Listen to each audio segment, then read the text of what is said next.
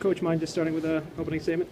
Yeah, I mean, with the exception of the 9 minutes last night in the first period, I thought we played 115 minutes of really good hockey against probably one of the best teams in the country. Pretty much tied hockey. I mean, after the 9-minute mark last night, the score was 8-8, and we had more shots than they did. So I think that should be an impetus for some confidence in our group, which we've been lacking over the last couple of weeks. But we saw it coming. We got back to basics. We've started working harder. We started paying attention to more details, and we think we have some of the pieces to make some noise. And it was a much-needed point tonight. I'll tell you that much. To have come away with nothing would have been disappointing. So that's how hard it is to get a point in Hockey East. It seemed like Matt Folk had a pretty solid game, even besides the 2 goals that he scored tonight. He came in as a center. He's a natural freshman with a 97. Not what do they say, diminutive in stature, right? And he's come a long way. He really has. He's got a lot of skill, and he's gritty, but he's done a real good job on the wall. One of my favorite plays, besides the 2 goals, was him winning a puck on the wall in the third and flipping it out of the zone. I think Gilmore grabbed it when it was out of the zone. Those are the type of plays he wasn't making at the beginning of the season. And then when he gets a chance to put the puck in the back of the net, he knows what he's doing on that front. So I'm proud of him, happy for him.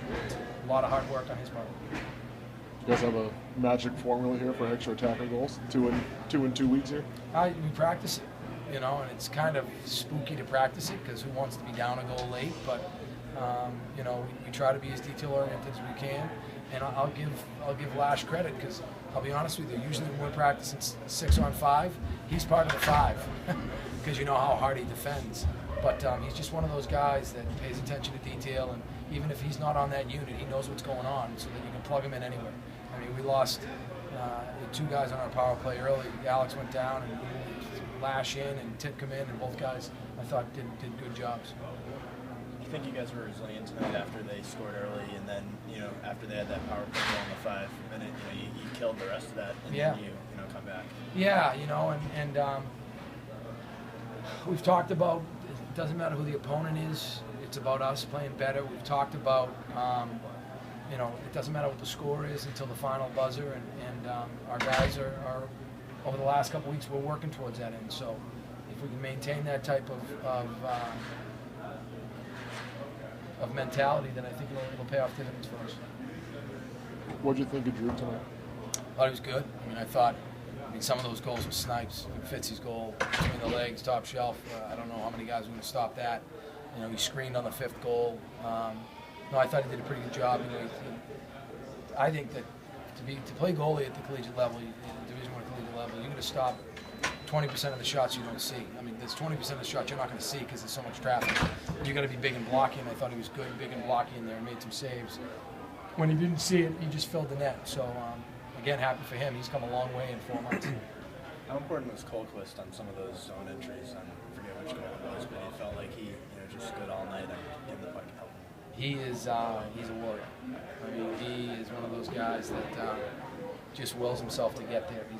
He's not the biggest in stature, but there's an A on his shirt for a reason. He brings it every day. His teammates hate practicing against him, and it carries over into games. I mean, he's not fun to play against, and he does the little things, and he's a pretty heady hockey player, and that's what we thought when we got him. And he's proven that over the first 2 years of his career. Any update on Kyle?